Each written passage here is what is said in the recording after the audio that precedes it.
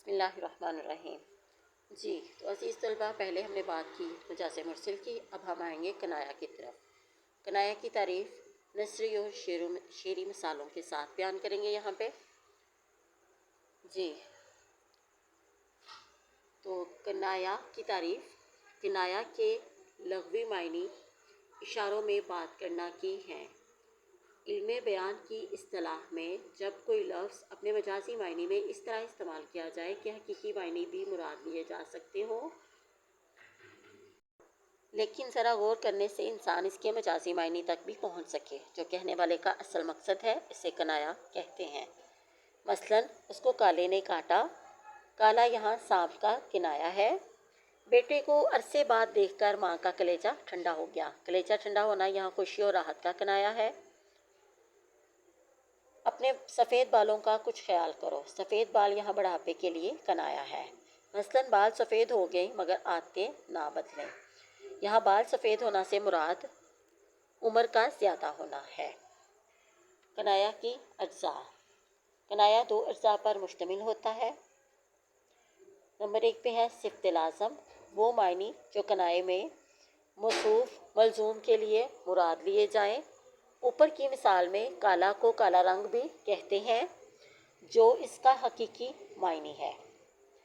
Number 2 पे है मौसूफ मलजूम, वो शख्स या चीज़ जिसकी तरफ किनाया या इशारा करना मकसूद हो। ऊपर की मिसाल में सफ़ेद बाल सिफ़त लाज़म है और बढ़ापा जो है वो सफ़ेद बालों को जाहिर कर रहा है। से मुराद ये है कि बाल तो सफ़ेद हो गए हैं, लेकिन वो अपनी आदतें हरकतें जो हैं वो बदल नहीं रहे।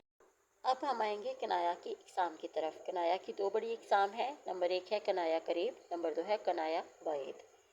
कनाया करीब, ये कनाए की वो किस्म है जिसमें एक सिफ़त लाज़म का जिक्र करके इससे मौसूफ मलजूम मुराद लिया जाता है, लेकिन ये इतनी वाज़िया होती है कि मौसूफ इस सिफ़त के साथ मशहूर होता है और कारी या सामे को सिफ़त से मौसूफ तक पहुँचने में ज़्यादा दुश्वारी पेश नहीं आती, इसलिए इसे कनाया करीब कहा जाता है।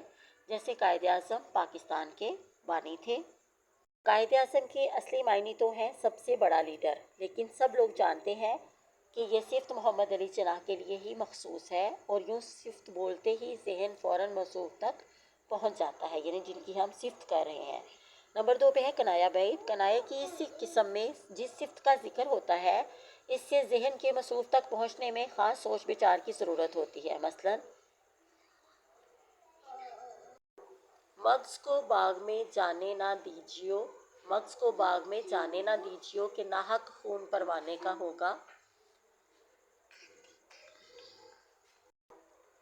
इस शेर में शायर का मकसूद ये है कि मग्ज़ बाग में जाकर फूलों का रस चूसेगी, जिससे शहद बनेगा।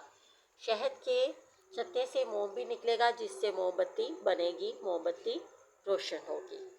जी, तो ये मजाज मुरसल और कनाया की तारीफ़ें जो हैं, इनको अच्छे से समझें, याद करें, और जहाँ कहीं मुश्किल दरपेश हो राब्ता करें। शुक्रिया।